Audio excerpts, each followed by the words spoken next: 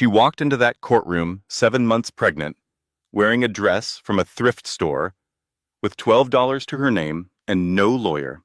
Her husband's mistress was sitting in the front row in a $10,000 Chanel coat, wearing the diamond earrings that belonged to Sarah's dead grandmother, smirking, like she had already won, and honestly, she had every reason to smirk. Richard Sterling was worth $18 million. He had the most ruthless divorce attorney in Seattle. He had hidden the money in 3 shell companies across 2 countries.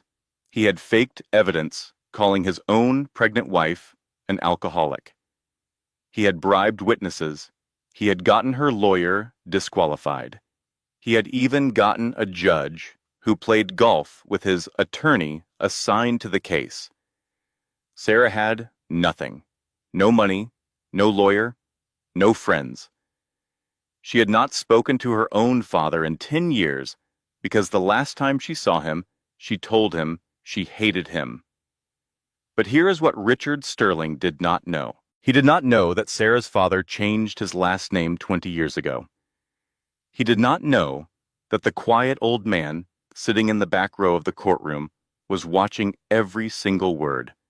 And he definitely did not know that the father-in-law he had never bothered to meet was one of the most powerful judges in the state. Richard thought he had already won. He thought his pregnant wife would crawl away with nothing. He was wrong. And what happened next destroyed him. This story is a reminder that the people who love you will wait for you, even when you push them away. It is proof that the system, when the right people fight hard enough, can still deliver justice. And it is a warning to anyone who confuses someone's kindness for weakness. Because the quietest person in the room might be the one holding all the cards. If you believe that karma always finds a way, hit that like button right now. If you know someone who needs to hear this story today, share it with them. And drop a comment telling me, what would you have done in that hospital bed? Would you have signed those papers for $25,000? Or would you have kept fighting? I want to hear your answer. Subscribe and turn on notifications so you never miss our next story. Because trust me, next week's story is even wilder. Now let us go back to the beginning.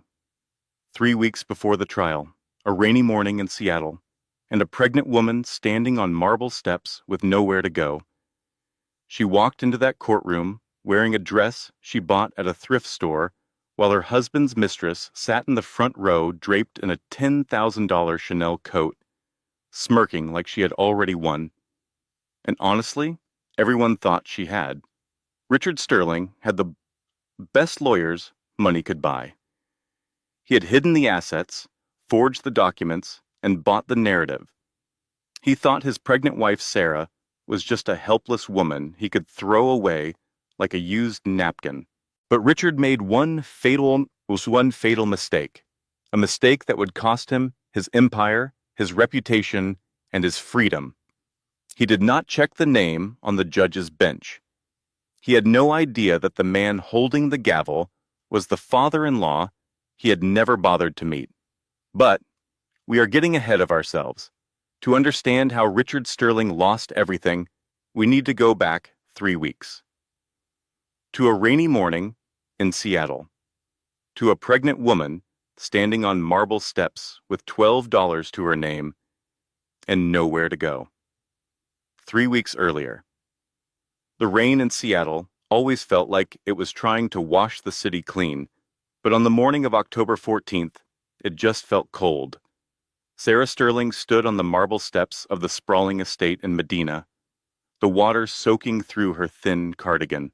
Behind her, the heavy oak doors she had polished, doors she had decorated with wreaths every Christmas for 7 years, slammed shut with a finality that echoed in her chest. She was 7 months pregnant. Her hand rested on her belly, and beneath her palm, the baby kicked. It was the only warm thing in her entire world. Minutes earlier, the humiliation had been absolute. Richard Sterling stood in the foyer of the home she had helped pay for, checking his Rolex. He did not look at her. He looked through her, the way you look through a window that needs cleaning. The driver will take you to the motel on 4th. His voice carried no emotion. It was a business transaction. My lawyers have already sent the paperwork. Do not make a scene, Sarah. It is embarrassing. Standing next to him, gripping Richard's arm with a manicured hand, was Jessica Vane.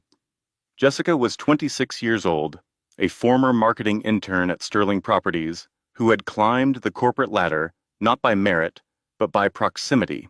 She was wearing Sarah's grandmother's diamond earrings, the ones Richard had given Sarah for their 5th anniversary, antique cut, 1.5 carats each. They had belonged to Sarah's grandmother, Eleanor, who had received them from Sarah's father decades ago. Jessica did not try to hide them. She tilted her head, catching the light from the chandelier, making sure Sarah saw the diamonds dangling from her ears. It was deliberate, it was cruel, and it worked.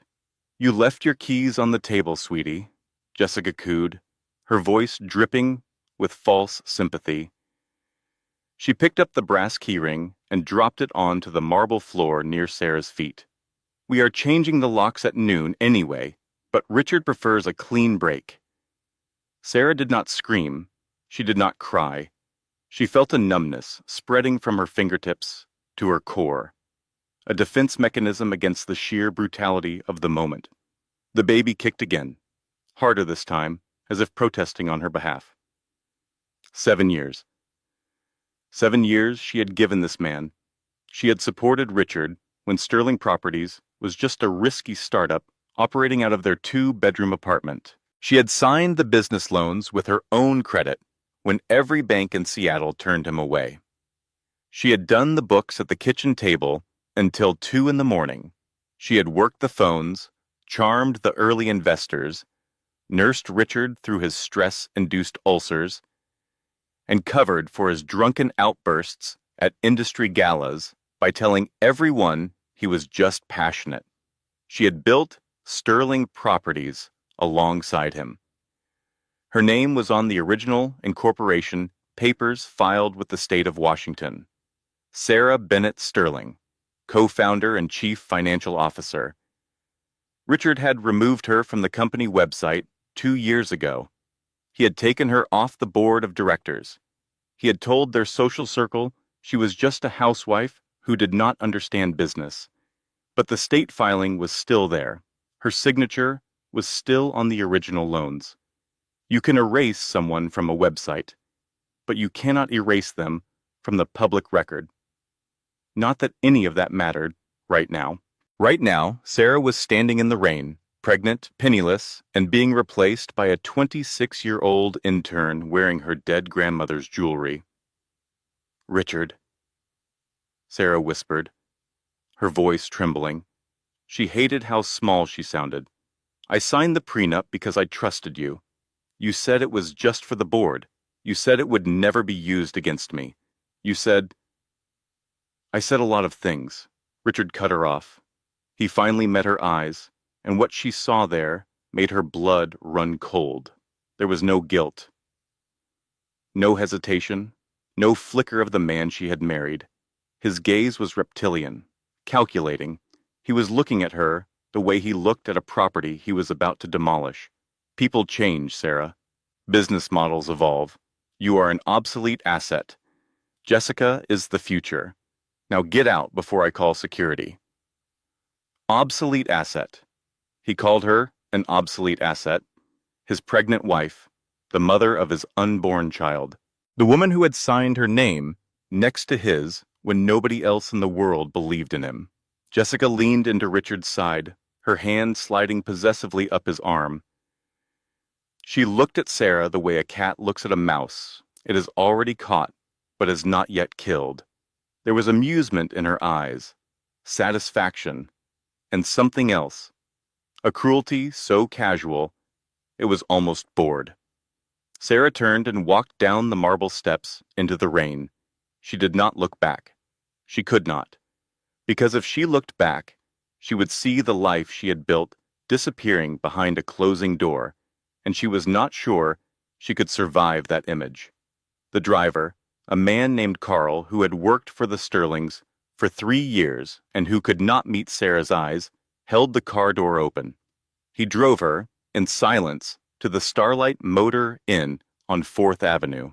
The motel was Richard's final insult. It was a roadside inn with stained carpets and a flickering neon sign. The room smelled like bleach and old cigarettes. The bedspread had a cigarette burn near the pillow. The bathroom faucet dripped with a rhythmic persistence that sounded like a clock counting down to something terrible. This was where Richard Sterling sent the woman who helped build his fortune. This was the room he chose for his pregnant wife while he slept in silk sheets in their 5,000-square-foot home with his 26-year-old mistress. Sarah sat on the edge of the bed. She placed her hands on her belly. The baby moved, a slow roll, as if settling in for the night. "It is just you and me now," Sarah whispered to her stomach. "I am sorry. I am so sorry." She did not sleep that night. She lay in the dark, staring at the water stains on the ceiling, listening to the faucet drip, and trying to understand how her life had come apart so completely. Her bank accounts were frozen. She had discovered this when she tried to buy a sandwich at the gas station next to the motel. Card declined. She tried the second card. Declined. She tried the third. Declined. Richard's legal team had moved fast. Conrad Archer, the lead attorney at Archer and Associates, was known in Seattle legal circles as the Butcher of Bellevue. He was undefeated in high-asset divorce cases, and his strategy was always the same: total annihilation. He did not just win divorces.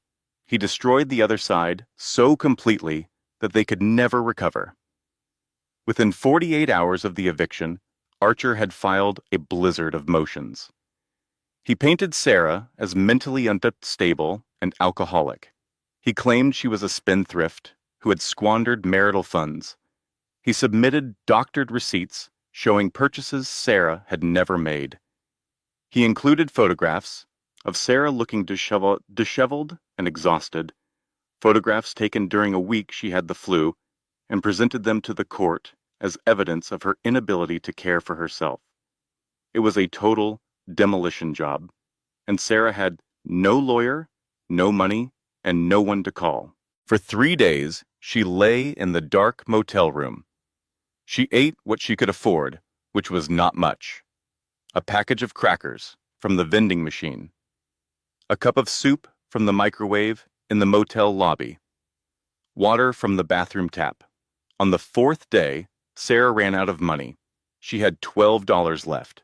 And then the cramping started. The pain hit her at 3 in the morning. It started as a dull ache in her lower back, something she might have dismissed as the general discomfort of being 7 months pregnant in a motel bed with springs that poked through the mattress. But then it sharpened. It moved to her abdomen. It tightened like a fist around her belly, and Sarah gasped, rolling onto her side, clutching her stomach with both hands. No, no, no, no. Not now. Please, not now. She had not eaten properly in 36 hours. She had barely slept. The stress of the eviction, the frozen accounts, the legal filings accusing her of being an unfit human being, all of it had been pressing down on her body like a weight she could not shift. And now her body was telling her it had had enough. Sarah fumbled for her phone on the nightstand. Her hands were shaking so badly, she almost dropped it twice. She dialed 911. The ambulance arrived in 11 minutes. The EMTs found her curled on the motel bed, tears streaming down her face, one hand pressed against her belly, the other gripping the phone like a lifeline. They loaded her onto a stretcher and drove her through the rainy Seattle streets to Harborview Medical Center. In the emergency room, Dr. Helen Ramos took over. Dr. Ramos was in her early 50s, calm and precise, with the kind of voice that made you believe everything might actually be okay, even when the monitors were beeping too fast. "Sarah, I need you to listen to me, Doctor," Ramos said, holding Sarah's hand while a nurse attached the fetal monitor. "Your baby is showing signs of distress. Your blood pressure is dangerously high, and you are severely dehydrated. We are going to stabilize you, but I need you to tell me what has been going on." Sarah told her. She told her about the eviction, the motel, the $12, the frozen accounts, the prenup, the fabricated evidence. She told her about Richard and Jessica and the diamond earrings, and the way Richard had called her an obsolete asset. She told her everything in a rush of words and tears because Dr. Ramos was the first person in 4 days who had looked at her like she was a human being. Dr. Ramos listened without interruption. When Sarah finished, the doctor squeezed her hand. "We are going to take care of you and this baby. That is my job. But Sarah, the stress you are under, it is not sustainable. If your cortisol levels stay this high, you risk preterm labor. You need rest, nutrition, and support. Do you have family? Anyone we can call?" Sarah shook her head. She thought of the friends who had already blocked her number to stay on Richard's good side. She thought of the distant cousins who would not understand. She thought of her father, and the thought was so painful she pushed it away immediately. The hospital called Richard as next of kin. It was standard procedure. Sarah lay in the bed, hooked to an IV and a fetal monitor, listening to the steady whoosh whoosh of her baby's heartbeat, and she waited. Some small, stupid part of her, some part that still remembered the man she had married, thought maybe Richard would come. Maybe hearing that his pregnant wife was in the hospital would crack through the ice. The response came 2 hours later. It was not from Richard. It was from Conrad Archer's office. The message, relayed by a hospital administrator who could barely look Sarah in the eye, read as follows. "Mrs. Sterling's medical issues are not Mr. Sterling's financial concern. Please direct all billing to her personally." Sarah stared at the administrator. The woman looked like she wanted to apologize on behalf of the entire male species. "That is what he said?" Sarah asked. The administrator nodded. "I am sorry, Mrs. Sterling." Sarah turned her head to the wall. She did not cry. She was past crying. She was in a place beyond tears, a hollow space where the only sound was her baby's heartbeat and the drip of the IV. She stayed in the hospital for 2 days. During that time, a nurse named Linda did something that Sarah would never forget. Linda was in her late 40s, with kind eyes and a no-nonsense manner. She had seen hundreds of patients come and go, and she had developed a sixth sense for the ones who were truly alone. On the morning Sarah was to be discharged, Linda came into the room and sat on the edge of the bed. "Honey, I know this is none of my business, but I have been a nurse for 22 years, and I know what financial abuse looks like. And I want you to know something. You are not crazy. You are not unstable. You are a woman in a bad situation, and bad situations end." Sarah looked at her. She wanted to believe it. Linda reached into her scrub pocket and pulled out a receipt. "I covered your discharge paperwork. Do not argue with me. It is done." Sarah opened her mouth to protest. Linda held up a hand. "My daughter went through something similar 3 years ago. Somebody helped her when nobody else would. I am paying it forward. You just promise me you will fight. Not for that man. For that baby." Sarah nodded. She could not speak, but she took Linda's kindness and held it inside her chest like a candle in the dark. It was small, it was fragile, but it was light. She left the hospital in the same clothes she had arrived in. She took a bus back to the Starlight Motor Inn. She sat on the bed, her hand on her belly, and she thought about what Linda had said. Bad situations end, but how? She had no money, no lawyer, no friends, no family, no family. Sarah reached into her purse and pulled out a worn leather-bound address book. It was old, the cover cracked and soft from years of handling. She had carried it with her through every move, every apartment, every house. She had never thrown it away, even though most of the numbers inside were disconnected or belonged to people who no longer wanted to hear from her. She turned the pages slowly. Past the friends who had blocked her, past the cousins who lived in other states and other lives, past the colleagues who had sided with Richard because Richard was the one with the checkbook. She stopped at a name written in precise cursive ink, Arthur, her father. She had not spoken to him in 10 years. The last time she saw him was the day before her wedding to Richard. Arthur had driven to her apartment, unannounced, still wearing his suit from the courthouse. He had stood in her living room, his face drawn with worry, and he had said the words that Sarah had spent a decade trying to forget. "Sarah, please, I am begging you, do not marry this man. I have seen men like him my entire career. He is a charlatan in a cheap suit. He is a soul sucker. He will take everything from you, and when there is nothing left to take, he will throw you away." Sarah, 21 years old and drunk on love, had exploded. She screamed that she hated him. She called him a bitter, controlling old man who could not stand to see his daughter happy. She told him he was jealous because her mother had died and he had never moved on. She said things so cruel that even now, 10 years later, they made her sick to remember. Arthur had stood there and taken it. He did not yell back. He did not threaten.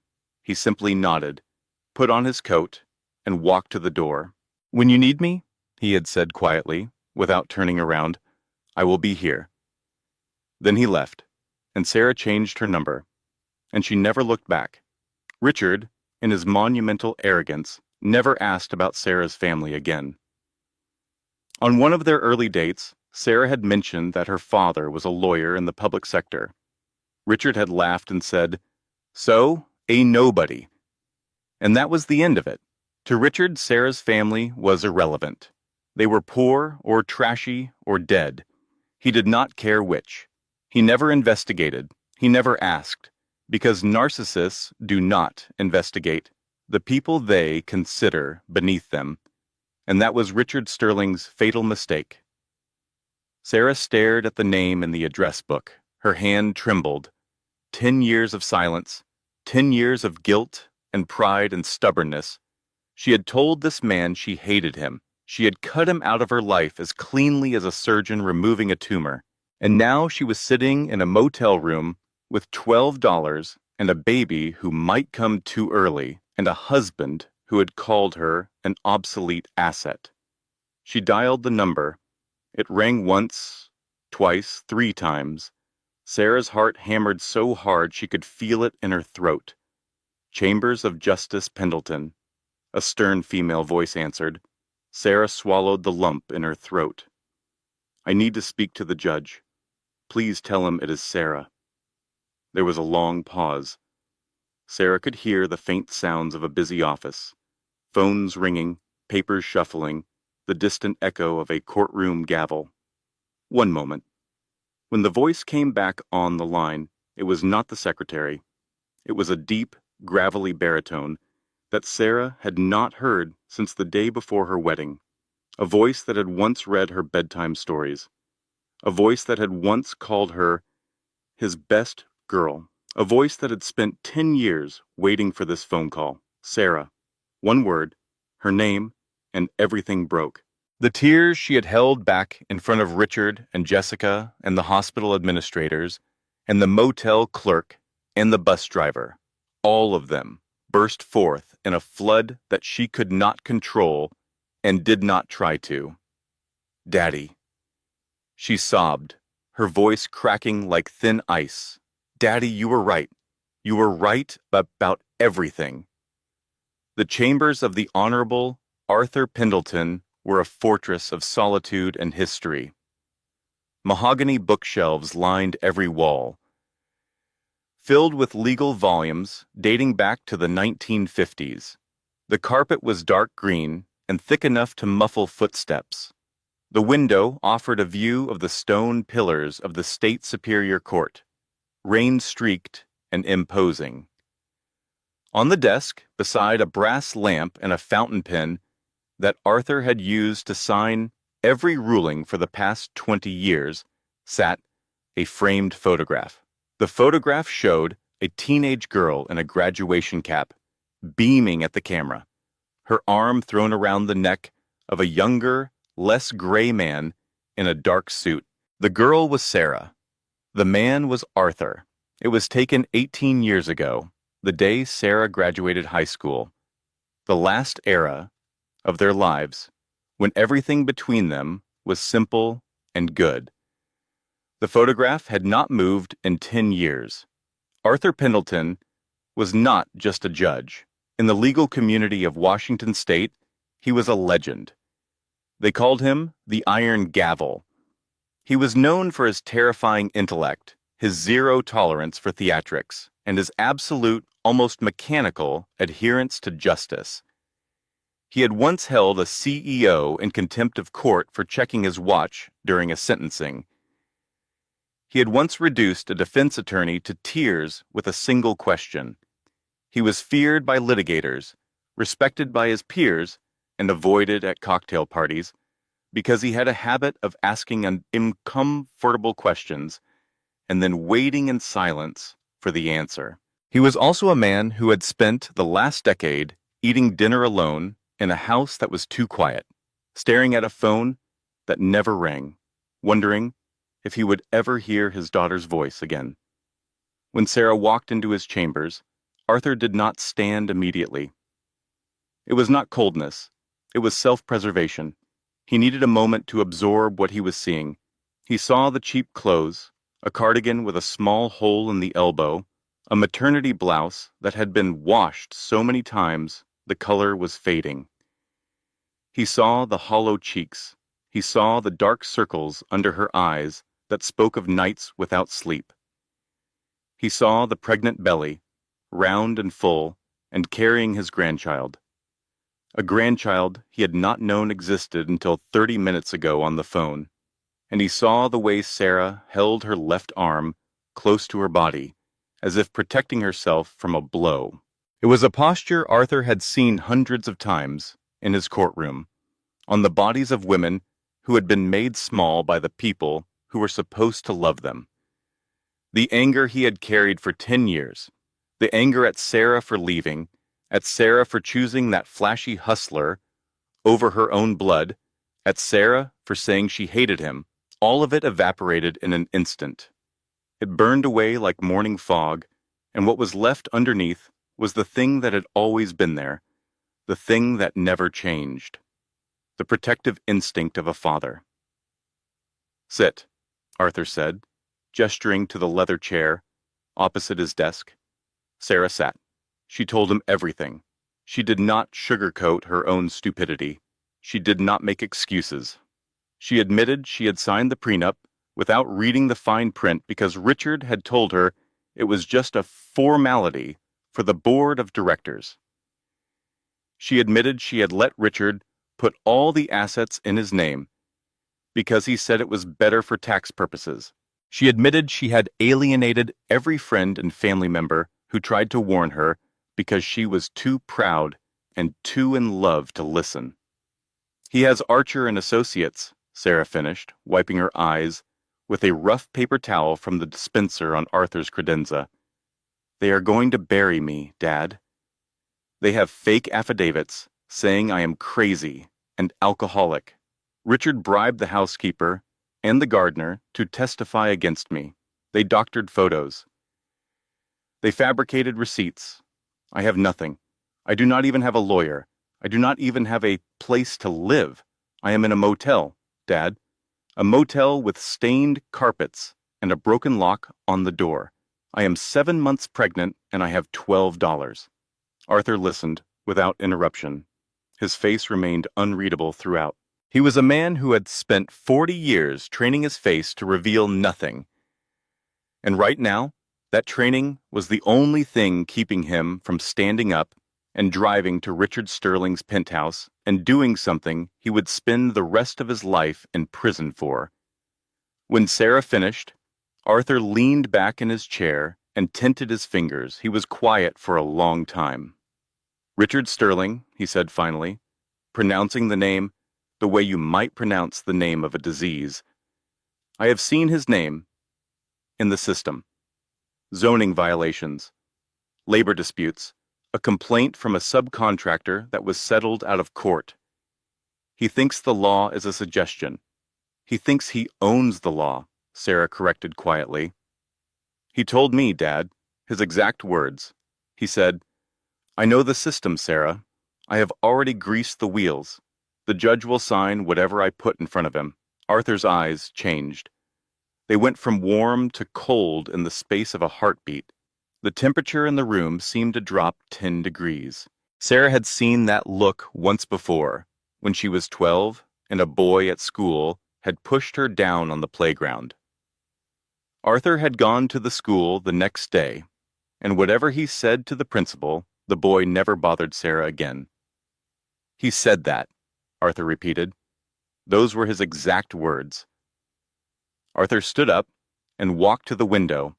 He looked out at the rain and the stone pillars and the American flag hanging limp and wet in the courtyard. He stood there for nearly a minute, his hands clasped behind his back. Then he turned around. "Sarah," he said, "I need you to listen to me very carefully. What I am about to say is the most important thing I will ever tell you." Sarah straightened in her chair. "I cannot help you with this case." Arthur's voice was steady, but Sarah could hear the strain beneath it. "Not as a judge, not in any official capacity. If anyone discovers that I am your father and that I have interfered in any way, Richard's lawyers will use it to throw out your entire case. Every piece of evidence, every testimony, every motion, all of it gets tossed.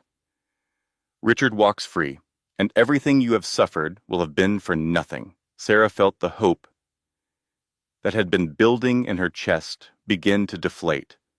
"But," Arthur continued, holding up a hand, "I am not just a judge. I am also a father with 40 years of connections in the legal community. And what a father can do is make a phone call." Arthur picked up his phone. He made 2 calls. The first was to the Legal Aid Society. Arthur knew the director, a woman named Catherine Marsh, from their years on the State Bar Ethics Committee together. He told her he had become aware of a pro bono case involving severe financial abuse in a high-asset divorce. He said the defendant was pregnant, destitute, and facing a team of predatory attorneys. He asked Catherine to assign her best financial abuse specialist. Catherine assigned Maggie Lawson. The second call was to the Women's Financial Justice Network, a nonprofit that provided forensic accounting services to abuse victims. Arthur had served on their advisory board years ago. He asked them to assign a forensic accountant to trace hidden assets in a divorce case. They assigned David Torres. Arthur hung up the phone. He walked to his desk, opened a drawer, and pulled out a personal checkbook. He wrote a check for $5,000 and slid it across the desk to Sarah. "Buy a proper suit," he said. "Not flashy, dignified. Look like a woman who is holding on to her dignity, because that is exactly what you are." Sarah took the check. Her hands were shaking. Arthur sat down across from her. He reached over and took both of her hands in his. His hands were warm and rough and strong, and they felt exactly the way she remembered from when she was a little girl, and he would walk her across busy streets, holding her hand so tightly that she never once felt afraid. "Sarah, I cannot be in that courtroom with you. I cannot be your lawyer. I cannot be your judge. I cannot be anything but your father who loves you. And I need you to know that what I am doing right now, these 2 phone calls, this check, This is all I can do. After today, I cannot contact you about the case. I cannot review documents. I cannot advise you on strategy. If they connect us, it is over. I understand, Sarah whispered. You are going to fight this yourself. You are going to let Maggie and David do their work. You are going to trust the system, not because it is perfect, but because it is all we have. Can you do that? Sarah nodded. And Dad? She asked. What will you do? Arthur looked at the photograph on his desk. The smiling teenage girl. The last good day. I will be in the gallery, he said quietly, watching. That is all a father can do sometimes. Sarah stood up. She walked around the desk and hugged her father for the first time in 10 years. He held her carefully, mindful of the belly between them, and he smelled the same way he always had, like old books and coffee and the specific warmth of a man who had been her entire world before she decided the world was bigger than he was. I am sorry, Daddy, Sarah said into his shoulder. I am sorry for what I said. I am sorry for leaving. I am sorry for 10 years. Arthur pulled back. He held her face in his hands, the way he used to when she was small and crying. You are here now, he said. That is all that matters. Sarah left the courthouse through a side entrance. She walked into the rain, and for the first time in weeks, the cold did not bother her. She had a check in her pocket, 2 names written on a piece of paper, and something she had not felt since Richard threw her out. She had hope, fragile and new, but real. What Sarah did not know, what she could not have known, was that this hope was about to be tested in ways she could not imagine. Maggie Lawson's office was on the 3rd floor of a converted warehouse in Pioneer Square. The Legal Aid Society could not afford downtown real estate, so they made do with exposed brick walls, drafty windows, and desks that had been donated by a law firm that was upgrading to mahogany. Maggie herself was 34 years old, sharp-tongued, and perpetually furious. She had graduated top of her class at the University of Washington School of Law and had turned down 6-figure offers from corporate firms to work in legal aid because, as she told anyone who asked, somebody has to fight for the people who cannot afford a fight. She had handled dozens of financial abuse cases. She had seen husbands hide money in shell companies, in cryptocurrency, in their mothers' retirement accounts, in safe deposit boxes, rented under fake names. She had seen women left with nothing after 30-year marriages. She had seen prenups so predatory they should have been classified as weapons. But she had never seen anything like the Sterling case. When Sarah walked into her office, carrying a folder of documents and looking like she had not slept in a week, Maggie sat her down, poured her a glass of water, and said, "Tell me everything." Sarah told her. Maggie listened. She took notes on a yellow legal pad. She asked sharp, specific questions. When did you sign the prenup? Who was your attorney? Did Richard provide a full financial disclosure before you signed? What was his net worth at the time of signing?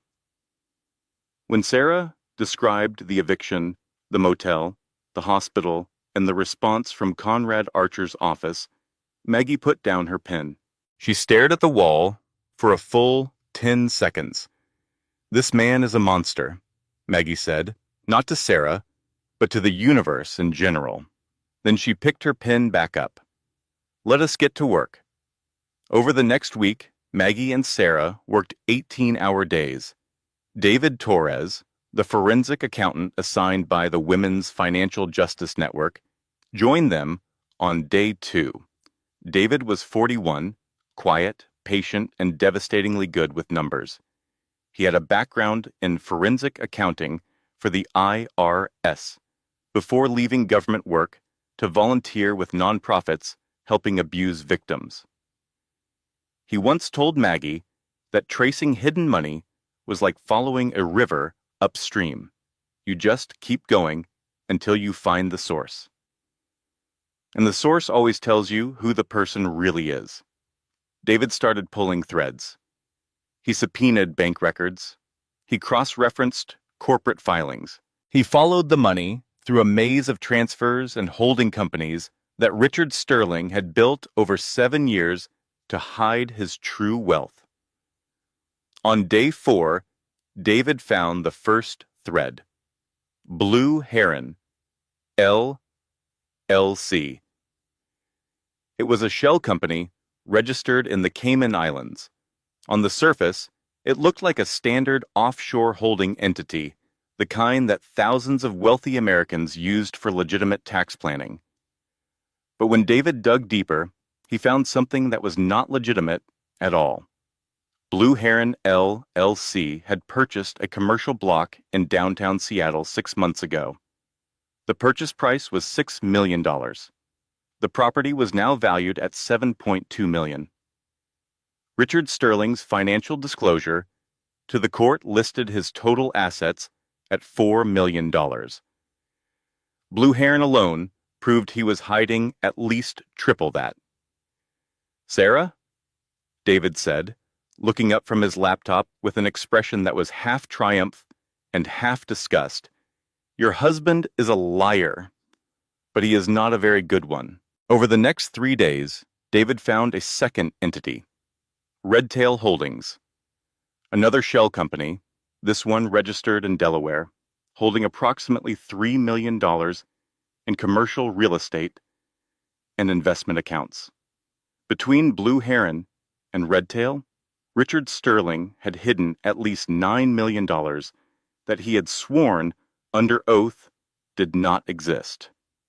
Maggie filed a countermotion to unfreeze Sarah's bank accounts, arguing that Richard's financial disclosures were fraudulent and that Sarah was being deliberately deprived of marital assets. She included David's preliminary findings as supporting evidence. For the first time in weeks, Sarah felt something she had almost forgotten. Hope. Real hope. Not the fragile flicker she had carried out of her father's chambers, but something stronger. Something with teeth. She went to a thrift store and bought a tiny yellow onesie for the baby. It had a small embroidered duck on the chest. She held it against her belly in the dressing room mirror and smiled. "You are going to be okay, little one," she whispered. "We both are." She was wrong. That night, Sarah's phone rang. It was Maggie. Her voice was flat. "Sarah, we have a problem." Conrad Archer, the man Richard called the Butcher of Bellevue, had done what butchers do. He had found a way to cut. 3 years ago, before joining the Legal Aid Society, Maggie had worked as a summer clerk at a mid-size law firm called Patterson and Grant. During that summer, Patterson and Grant had briefly represented Sterling Properties in an unrelated zoning matter. The representation lasted 6 weeks. Maggie was a clerk. She never saw a single Sterling document. She was assigned to a completely different case on the other side of the office. But Conrad Archer did not care about facts. He cared about technicalities. And the technicality was this. Maggie Lawson had been employed by a firm that had a prior attorney-client relationship with Sterling Properties. Under the strictest interpretation of conflict of interest rules, Maggie could not represent the opposing party in any matter involving Sterling Properties or its principal, Richard Sterling. Conrad filed an emergency motion. The motion was heard the next morning by a duty judge who had 40 cases on his docket and no time for nuance. He glanced at the filing, saw the words conflict of interest and prior representation, and granted the disqualification. Maggie was out. Sarah sat in Maggie's office as Maggie packed the case files into boxes. Neither of them spoke for a long time. "This is what he does," Maggie finally said, her voice tight with fury. "He does not win on the merits. He does not beat you with better arguments or better evidence. He removes the people who can beat him. He takes away your weapons before the fight even starts." "So what do I do now?" Sarah asked. Her voice was barely a whisper. "You represent yourself at the preliminary hearing," Maggie said. I know that sounds terrifying, but listen to me. I cannot be your lawyer. The court has ruled. But I can be your friend. And friends talk on the phone. I can coach you. I can tell you what questions to ask. I can help you organize your evidence. I just cannot stand next to you in court. Sarah nodded. She picked up the yellow onesie from the chair where she had left it. She held it in both hands. Maggie watched her. Is that for the baby? Sarah nodded again. Then fight for that baby, Maggie said. Fight like your life depends on it. Because honestly, it does. Sarah walked out of the legal aid office into the Seattle rain. She was 7.5 months pregnant. She was alone again. She had a yellow onesie in one hand and a stack of legal documents she barely understood in the other. And she was going to walk into a courtroom in 5 days and face the butcher of Bellevue by herself. She should have been terrified, and she was. But beneath the terror, something else was growing. Something hard and bright and sharp. It was anger. Not the hot, explosive anger she had felt when Richard called her an obsolete asset. This was different. This was cold. This was the anger of a woman who had been lied to, stolen from, humiliated, and thrown away. The anger of a woman whose unborn child had been dismissed as not Mr. Sterling's financial concern. This anger did not burn. It froze. It crystallized. It became a blade. Sarah walked back to the motel. She spread the legal documents on the bed. She picked up her phone and called Maggie. Okay, Sarah said. Teach me everything. The hallway outside courtroom 4B was a cavernous tunnel of polished stone and echoing footsteps. At 8:45 on a Tuesday morning, it was already busy with lawyers and clerks and the occasional bewildered citizen trying to figure out which room to go to. Sarah sat on a hard wooden bench near the courtroom doors. She wore the navy blue suit she had bought at a consignment shop with part of her father's money. It was clean, tailored, and conservative. Her hair was pulled back in a low bun. She wore no makeup and no jewelry except her wedding ring, which she kept on because Maggie had told her it humanized her in front of a judge. Her hands were folded over her belly. The baby was quiet this morning, as if sensing that today was important and deciding to let its mother concentrate. Sarah's heart was beating so hard she could feel it in her teeth. She had spent the last 4 nights on the phone with Maggie until 2 in the morning, going over every document, rehearsing every question, anticipating every objection Conrad Archer might raise. She had index cards in her folder with bullet points written in neat block letters. She had David Torres's financial summary printed in triplicate. She had practiced her opening statement in front of the bathroom mirror until her voice stopped shaking. She was as ready as she could be, which was to say, she was terrified. The elevator doors at the end of the hall pinged. The sound of confident clicking heels echoed against the stone walls, followed by the heavier thud of expensive loafers. Then the smell hit her. Richard's heavy musk cologne and Jessica's clawing floral perfume, a combination so distinctive it was almost a weapon. Richard walked past without looking at her. He was talking to Conrad Archer about something involving a property in Bellevue, treating the hallway outside his own divorce hearing as if it were just another business meeting. Conrad walked beside him, briefcase in hand, his suit sharp enough to cut skin, but Jessica stopped.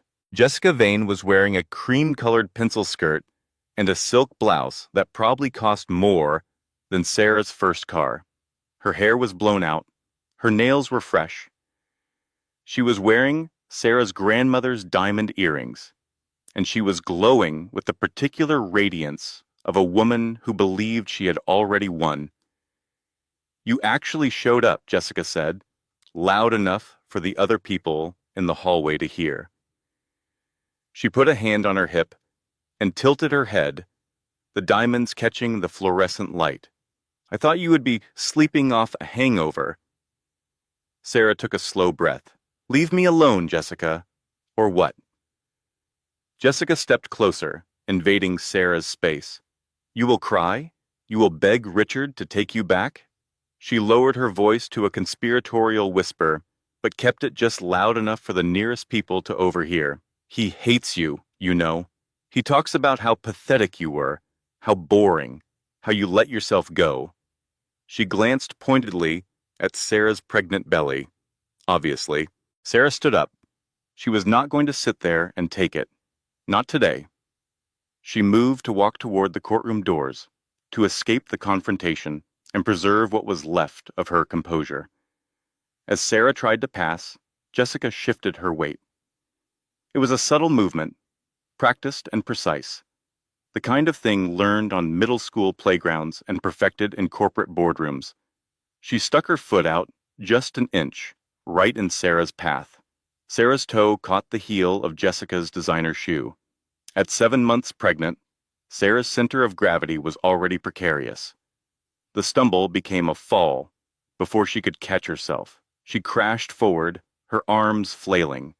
Her knees hit the hard, stone floor with a sickening crack. Her belly struck the edge of the wooden bench she had been sitting on. The pain was immediate and electric, but it was nothing compared to the terror. The baby. Sarah's purse hit the ground and burst open, scattering pens and papers and her carefully organized index cards across the hallway floor. "Oh my God!" Jessica shrieked, her voice pitched to Carrie. "She attacked me. Did you see that?" She tried to shove me. Richard and Conrad turned around. Richard looked at Sarah on the floor, his 7 months pregnant wife on her hands and knees on a stone hallway, clutching her stomach, and his face showed nothing but disgust. "Get up, Sarah," Richard hissed. "Stop making a scene. Jesus, you are embarrassing yourself." "She tripped me," Sarah gasped. Her knee was screaming with pain. Her hand was pressed against her belly, desperately trying to feel the baby move. "Please, baby. Move. Please." Jessica looked down at her. For a split second, the mask slipped completely. Jessica's eyes were not the eyes of a 26-year-old intern. They were the eyes of something predatory and ancient. She smiled, a cruel, tight smile that was meant only for Sarah. Then she nudged Sarah's shin with the toe of her shoe, pushing her the way you would push a piece of garbage out of your path. "Stay down," Jessica whispered, so low that only Sarah could hear. "That is where you belong." "Hey," the booming voice came from the courtroom doors. Deputy Miller, the bailiff, strode into the hallway. He was a large man with a shaved head and arms like telephone poles. He took up a significant portion of the hallway simply by existing. "What is going on here?" Deputy Miller demanded. Conrad Archer stepped forward with the fluid ease of a man accustomed to controlling narratives. "She attacked my client's partner. We were walking to the courtroom, and Ms. Sterling lunged at Ms. Vane. She seems unstable. You can see she is on the ground." Deputy Miller looked at Sarah. He saw a pregnant woman on her knees, gathering scattered papers with shaking hands. He saw the tears of pain in her eyes. He saw the way she was cradling her belly. Then he looked at Jessica. Jessica was checking her nails.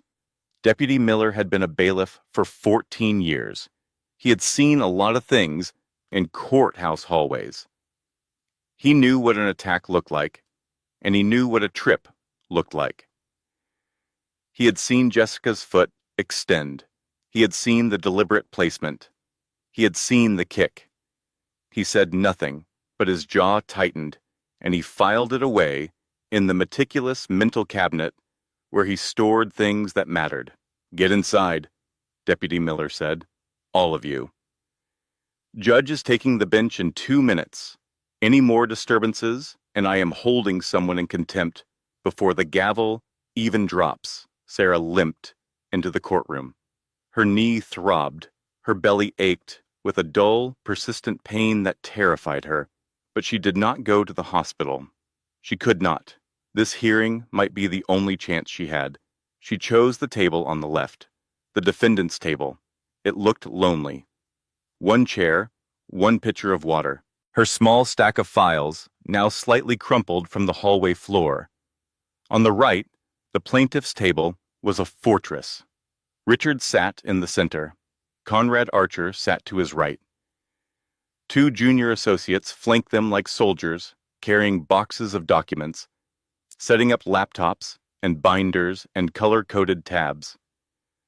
Behind them, in the first row of the gallery, Jessica Vane took her seat. She crossed her legs. She folded her hands. She looked like she was watching a show she had already seen the ending of. "All rise," Deputy Miller called. The courtroom stood. The case had been assigned to Judge Robert Henderson, Division B Family Court. Henderson was in his late 50s, competent and overwhelmed. He had 14 cases on his docket today. He was neither corrupt nor heroic. He was a man trying to do a difficult job with limited time and limited patience. He tended to defer to the more organized, more aggressive attorney in the room because it made his job easier. Today, that attorney was Conrad Archer. Conrad's opening statement was a masterclass in character assassination.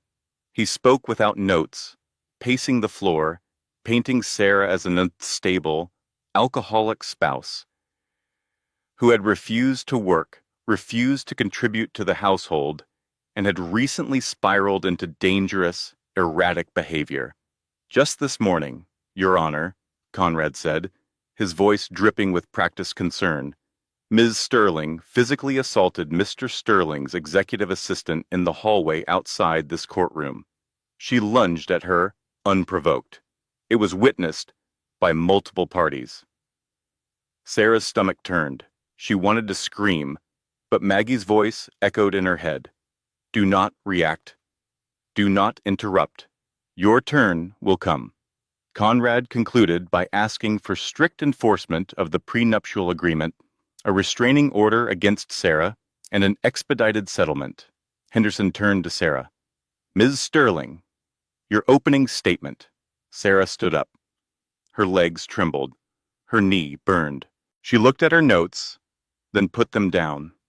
She looked at the judge. "Your Honor, I do not have a fancy speech. I am not a lawyer. I am a woman who helped build a business. I signed the loans with my own credit when the bank said no. I did the books until 2 in the morning.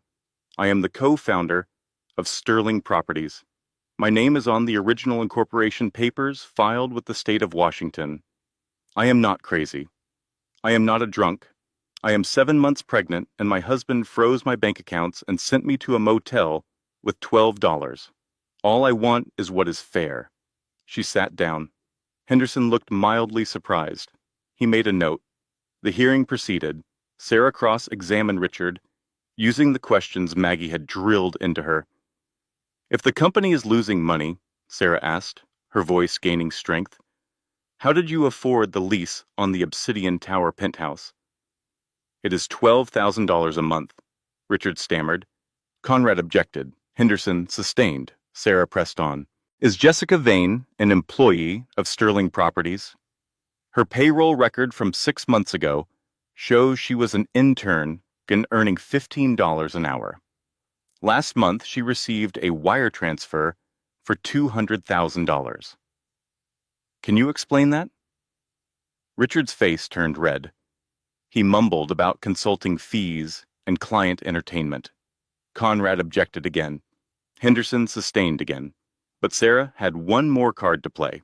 She introduced David Torres's one-page summary of Blue Heron LLC. She handed copies to the judge and opposing counsel. "Your Honor," Sarah said, "this document shows that a company called Blue Heron LLC, registered in the Cayman Islands, and connected to my husband through corporate filings, purchased a $6 million commercial property in downtown Seattle. My husband's financial disclosure to this court lists his total assets at $4 million. The numbers do not add up."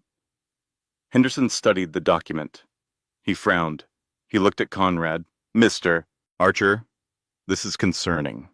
Your Honor, that is preliminary and unverified, Conrad said smoothly. We have not had time to review this allegation. Then I suggest you review it, Henderson said. I am scheduling a follow-up hearing in 3 weeks. I want full financial documentation from both parties. 3 weeks. Sarah's heart sank. She would be over 8 months pregnant by then. But at least the judge had not dismissed the evidence. At least the door was still open. The hearing ended. Sarah gathered her papers and walked out of the courtroom on shaking legs. In the hallway, she pulled out her phone and called Maggie. Maggie's voice was electric. You did incredible, Sarah. Henderson cannot ignore the shell company. David already found a second one called Red Tail Holdings. We have them. Sarah allowed herself a moment of hope. A dangerous thing. Hope, it opens you up. It makes you vulnerable. It convinces you that maybe, just maybe, the worst is over. That night, Sarah bought a second-hand crib from a garage sale for $35.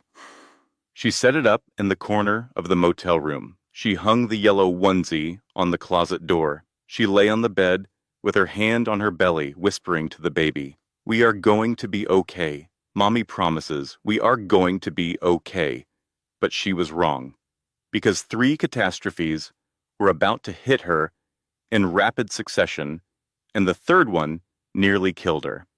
The first catastrophe arrived without warning on a Monday morning, 1 week after the preliminary hearing.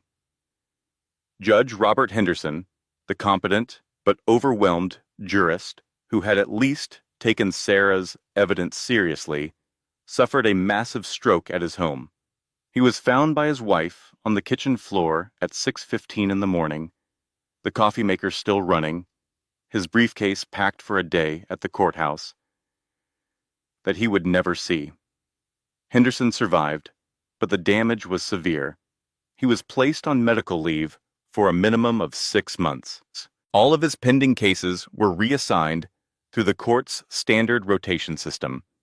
Sarah learned about it from a letter in the mail, a form letter printed on court letterhead informing her that case number 4-9201, Sterling versus Sterling, had been reassigned to the Honorable Franklin Morris, Division B Family Court. Sarah called Maggie immediately.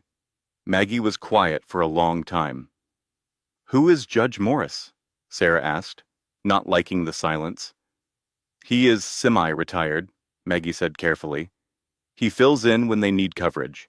He is known for moving fast through his docket."